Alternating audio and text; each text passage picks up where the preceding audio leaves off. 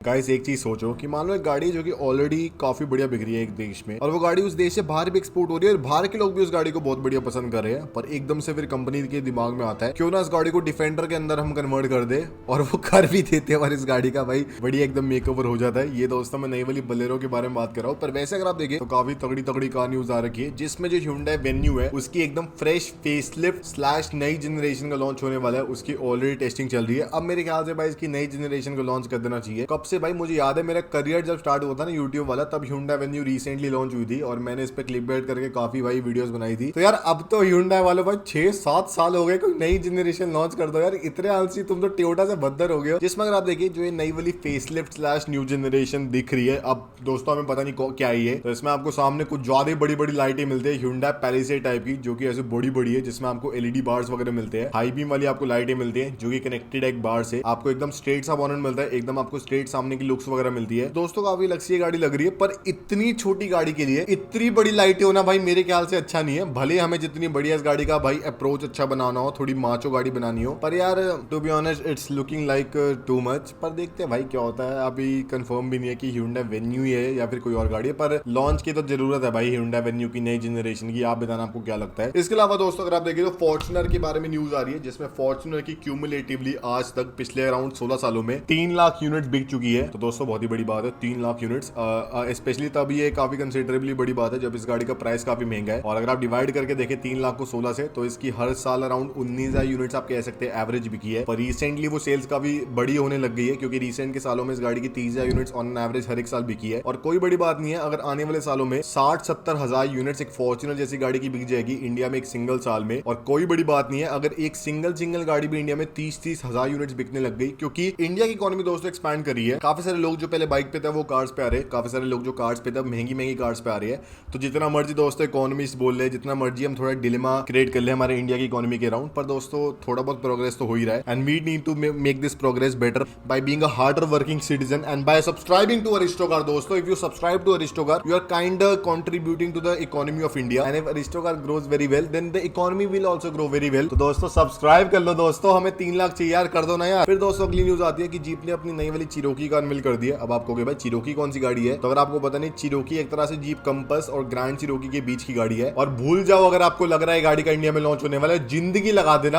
अब जो आपके बस की है वो लगा देना, इस गाड़ी का इंडिया में लॉन्च नहीं होने वाला। मुंह नहीं देखने वाले आप इस गाड़ी का इंडिया में, और ना मैं चाहता हूं इसका इंडिया में लॉन्च होए। अब ये जीप के नए वाले STLA लार्ज वाले प्लेटफॉर्म के ऊपर बेस्ड है। तो जैसे जीप या स्टैंटिस ग्रुप का STLA वाला प्लेटफॉर्म है ना, उसकी 3 डिफरेंट आइटरेशन है, स्मॉल मीडियम लार्ज। ये लार्ज वाले आइटरेशन के ऊपर बेस्ड है। इसमें अगर आप देखिए इस गाड़ी में आपको सामने वही ऐसे स्क्वायर सी लाइटें मिलती है, 7 स्लॉट वाली आपको ग्रिल मिलती है, सामने आपको स्ट्रेट सा बम्पर मिलता है, बॉनेट मिलता है, साइड में आपको मोटे मोटे फेंडर मिलते हैं, मोटे मोटे आपको लॉयस मिलते हैं, और स्ट्रेट से आपको रूफ लाइन मिलती है। मतलब दोस्तों कुछ भी अलग सा नहीं है इस गाड़ी के अंदर, ऐसे कुछ बहुत अट्रैक्ट नहीं हो रहा मैं इस गाड़ी से। और अगर आपको पता नहीं है यूएस की one of the highest depreciating गाड़ियों में से एक है। मतलब इसकी एक सिंगल साल में ऐसे 30-40% वैल्यू गिर जाती है। मतलब इलेक्ट्रिक व्हीकल्स की रेट पे गाड़ी डेप्रिशिएट करती है। जीप्स की वैसे दोस्तों आपको पता ही होगा रीसेल वैल्यू थोड़ी कम ही होती है। अगर जो उनकी होम कंट्री है उसमें कम है तो दोस्तों इंडिया में तो कम होगी यार। हम इंडिया में तो क्या ही कंप्लेंट करते हैं। और इस गाड़ी के अंदर आपको इलेक्ट्रिक वर्जन भी मिलेगा, जिसमें आपको 100 किलोवाट आवर की बैटरी मिलेगी। इसके नॉर्मल आईसी वाले वर्जन में आपको 3 लीटर का इंजन मिलेगा, जिसमें 300 के आसपास हॉर्स पावर हो सकती है। प्राइस बाहर की मार्केट में इसका 50-55 लाख का होने वाला है। इंडिया में बहुत महंगी होने वाली है। ना मैं चाहता हूँ इस गाड़ी का इंडिया में लॉन्च हो। हमसे जितना दूर रही है गाड़ी उतना बढ़िया है, क्योंकि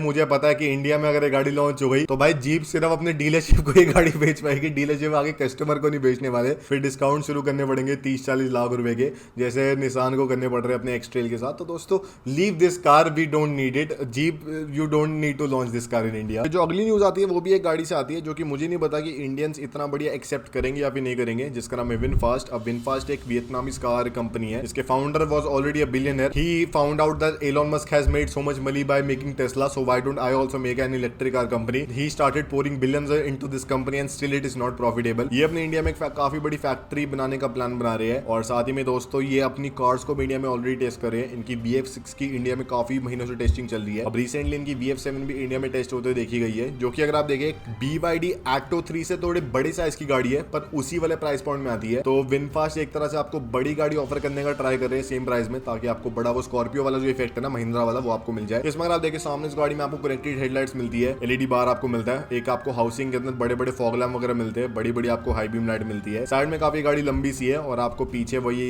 विनफास्ट वाली V वाली टेल लाइट्स वगैरह मिलती है। और अगर आप देखें इसके अंदर आपको आपको 75 किलोवाट आवर की बैटरी मिलेगी। दो डिफरेंट आपको इसके वर्जन मिलते हैं, एक इसका इको वाला वर्जन है जिसमें आपको अराउंड 200 हॉर्स पर मिलती है, और एक इसका लॉन्ग रेंज वाला वर्जन है, प्रो वाला वर्जन है, जिसमें आपको 354 हॉर्स पर मिलती है। दोनों ही अगर इंडिया में लॉन्च हो जाए मेरे ख्याल से कोई इनकी यूएसपी नहीं है, क्योंकि टाटा ने ऑलरेडी जो गाड़ी लॉन्च कर दी है, जिसके बारे में बाद में बात करूंगा। That is already destroying these foreign car makers. बहुत बड़ी बात है, हमारे इंडियन कार मेकर भी इतनी अच्छी इलेक्ट्रिक गाड़ी बना पा रही है। मेरे ख्याल से दोस्तों इस कार मेकर को इंडियन मार्केट में लोकली अपनी गाड़ियां बेचने ज्यादा फोकस करना चाहिए, इंडिया से गाड़ियां बना के बाहर बेचने का। और क्या ये ब्रांड BYD से बीट कर पाएगा, कम्पीट कर पाएगा? क्या ये ब्रांड टेस्ला से कम्पीट कर पाएगा? आई डोंट नो, होपफुली कर ले, पर भाई अभी तो मुझे कुछ उम्मीद ज्यादा लग नहीं रही, क्योंकि टेस्ला भी अगर आप देखें तो इंडिया में ऑलरेडी काफी महीने से टेस्ट हो रही है। और हमारे एक भाई बढ़िया अरिस्टोक्रेट थे, कारवर्सल प्रो थे, उन्होंने इसकी इंडिया में टेस्टिंग होते हुए मॉडल वाइज जूनिपर एडिशन की इंडिया में वीडियो भेजी। काफी दोस्तों अच्छी लग रही है गाड़ी। और आप भी दोस्तों बनाना कि जैसे मान लो 30 लाख के आसपास के प्राइस में आपको टाटा हैरियर ईवी मिल रही है, इसके प्राइस के आसपास ही आपको जो XCV9 है वो मिलती है। थोड़ी महंगी 35 लाख वाली भी इंडियन कार मेकर्स अपनी इलेक्ट्रिक कार्स को लॉन्च कर देंगे। 40 लाख के आसपास आपको BYD मिल जाती है। तो मान लो आपको 40 लाख के प्राइस में एक टेस्ला मिल रही है, तो काफी लोग होंगे नहीं जो अपना बजट एक्सटेंड कर लेंगे बस वो टेस्ला वाला ब्रांड नेम लेने के लिए, और वो थोड़ी फुल सेल्फ ड्राइविंग वाली फील लेने के लिए, थोड़ी हाईटेक फील लेने के लिए। मुझे ऐसा लग रहा है, क्योंकि भले टेस्ला की गाड़ी इतनी हाई क्वालिटी ना हो जितने शायद इंडियन कार मेकर तो नहीं, शायद BYD वगैरह भी बना पाए, मान लो कोई भी वेस्टर्न कार मेकर बना पाए, बट टेस्ला का जो ब्रांड नेम है यार, उसको लेने के लिए मेरे ख्याल से लोग अपना बजट एक्सटेंड कर लेंगे या फिर अपने बाइंग डिसीजन को चेंज कर लेंगे। तो वो दोस्तों मुझे दिक्कत लग रही है। और टेस्ला पता नहीं इसको क्यों नहीं समझ पा रहा। भले वो उतनी इंडिया में वॉल्यूम्स ना कर पाए जितनी वो यूएस में या फिर पूरे यूरोप में कर रहे हैं, पर यार फिर भी India is a very growing market in terms of electric vehicles. तो अगर इंडियन कार मेकर्स खुद ही इतना अच्छा कर पा रहे हैं, तो you are the king of electric vehicles, why are you not entering Indian car maker with a bang? Bang मतलब भाई क्या ही बोलो। फिर दोस्तों अगर आप देखें अगली न्यूज है कि रेंज रोवर SV मसारा एडिशन का लॉन्च हो गया। अब आप कहोगे भाई मसारा एडिशन क्या होता है, व्हाट इज दिस मसारा एडिशन? तो एक तरह से इसका स्पेशल एडिशन है जिसका प्राइस है 5 करोड़ रुपए का, and you don't need to buy this car at all. Don't buy this car, there is no additional value. 5 crore रुपए इस पे डालने का कोई फायदा नहीं है, बस एक नॉर्मल ऑटोबायोग्राफी ले लो 3 करोड़ की। मन कर रहा है भाई SV खुद स्पेक कर लो, ये एडिशन से कुछ नहीं होने वाला, किसी को घंटा फर्क नहीं पड़ता।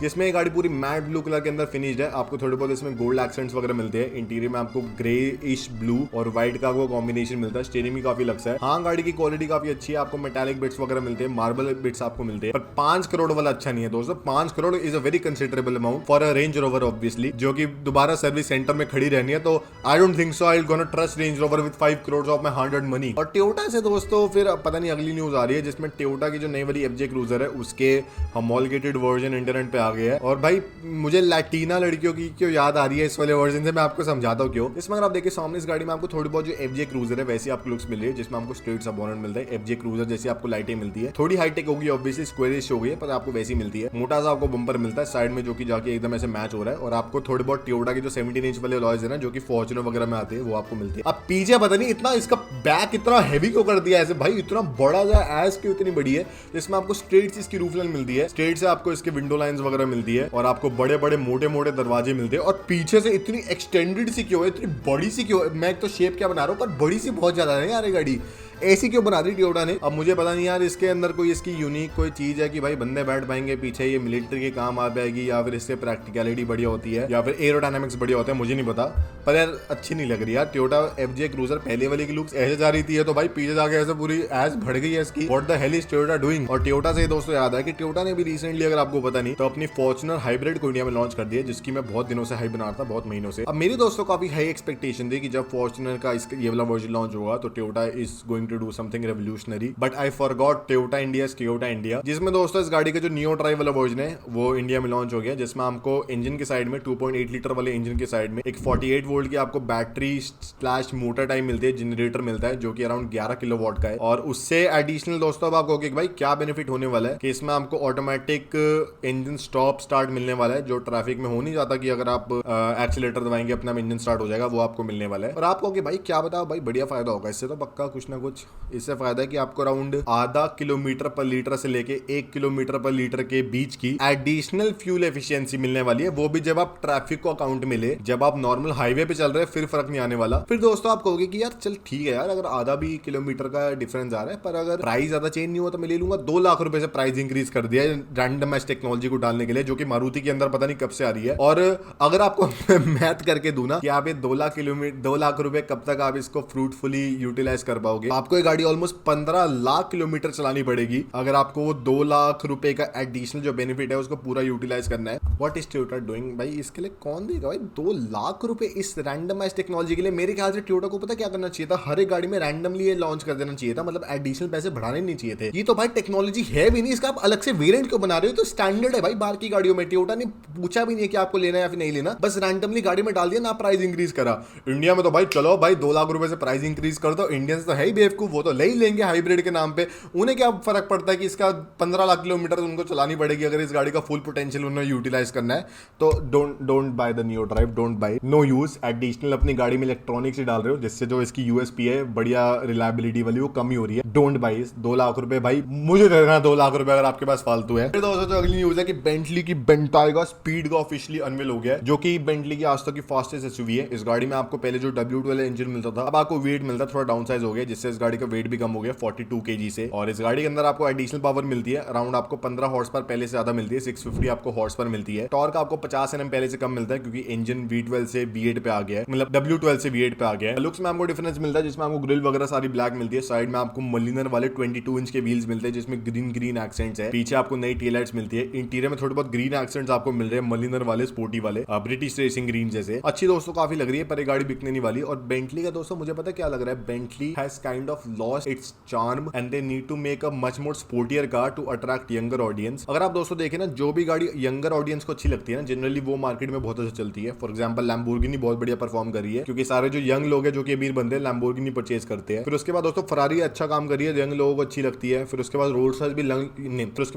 रॉयस भी यंग लोगों को काफी अट्रैक्ट करी है अपने ब्लैक बैज वगैरह के साथ। तो यही बेंटली को करना पड़ेगा क्योंकि this has become an old man car. तो यंगर लोगों को एस्पिरेशनल लग रही है गाड़ी, मेरे ऐसा बंदों को अट्रैक्ट करो भाई, भले मेरे पास कोटा पर फिर भी अट्रैक्ट करो। फिर दोस्तों जो हमारी मेन आज की न्यूज है कि टाटा हैरियर ईवी का इंडिया में ऑफिशियली अनवील हो गया, जिसकी वीडियो कार्वसल पे ऑलरेडी आ चुकी है, जाके चेकआउट करना, मजे आएंगे आपको। काफी दोस्तों मुझे भी मजे आए थे वीडियो को बनाने में। तो Harrier EV is kind of the best most innovative electric car, most innovative car that has ever been launched in India. इस गाड़ी में आपको पीछे ई प्रोपल्शन मोटर मिलती है, सामने आपको इंडक्शन मोटर मिलती है, जिससे कंबाइन करके हम सबको लग रहा था ना कि दोनों की हॉर्स पावर कंबाइन कर देंगे 396 हॉर्स पावर होने वाली है। ऐसा नहीं है, अराउंड 350 हॉर्स पावर से कम ही आपको मिलने वाली है। पर तब भी ये इंडिया की आज तक की सबसे पावरफुल गाड़ी है जो कि इंडियन कंपनी ने बनाई है। और आपको प्रॉपर 4x4 मिलता है, बढ़िया आपको ऑफ रोडिंग मोड्स मिलते हैं, महिंद्रा से बढ़िया आपको 0 to 100 की एक्सेलरेशन मिलती है, बूस्ट मोड आपको मिलता है। तो काफी अच्छी दोस्तों गाड़ी है। अब देखना बस ये है कि इसका जो टॉप एंड मॉडल है QWD वाला, उसका क्या प्राइस आने वाला है, क्योंकि अगर वो 35 लाख की पहुंच गई फिर obviously this is not worth it. पर अगर वो XCV9 वाली प्राइस पॉइंट में ही आती है तो बहुत बढ़िया दोस्तों मजा आने वाली है। फिर दोस्तों जो हमारी अगली न्यूज है कि BE6 आपको पता है भाई इंडिया में बिक रही है, उतना बढ़िया नहीं बिक रही जितना बढ़िया XCV9 बिक रही है। और BE6 के रैली वाले वर्जन को महिंद्रा ऑलरेडी इंडिया में टेस्ट कर रही है, जो कि आप कह सकते हैं थोड़ा ऐसे स्पोर्टी ऑफ रोडिंग ओरिएंटेड थोड़ा रैली ड्रिवन वर्जन है, जिसके अंदर आपको ऐसे थोड़े ऊपर ऐसे छत में ऐसे वो मिलने वाली है, ऐसे सामान वामान रखने के लिए। साइड में आपको ऑफ रोडिंग ओरिएंटेड टायर्स और आपको अलॉयज मिलने वाले पूरे मेटालिक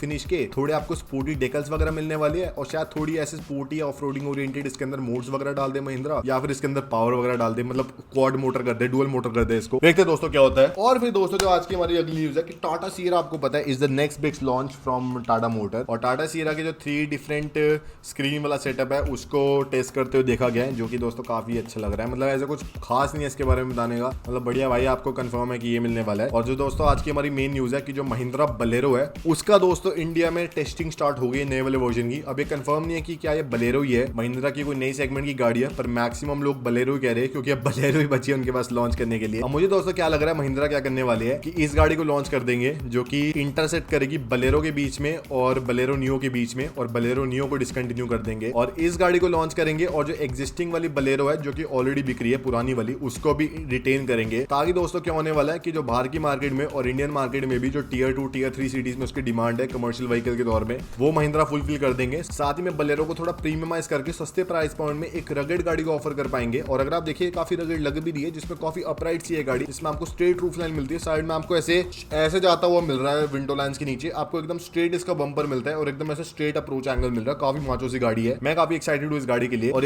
अगस्त अगर 15 को इस गाड़ी का अनवील हो जाए बहुत बड़ी बात है, मेरे ख्याल से हो भी सकता है, और कंसेप्ट वर्जन तो एटलीस्ट हो सकता है। और ये था दोस्तों आज की वीडियो में। और दोस्तों मैं आपको बोल रहा हूँ यार BE6 का रिव्यू करना है यार, कोई गाड़ी बता दो यार, तुम लोग बताते ही नहीं हो। छोड़ो भाई मैं नहीं बताने वाला।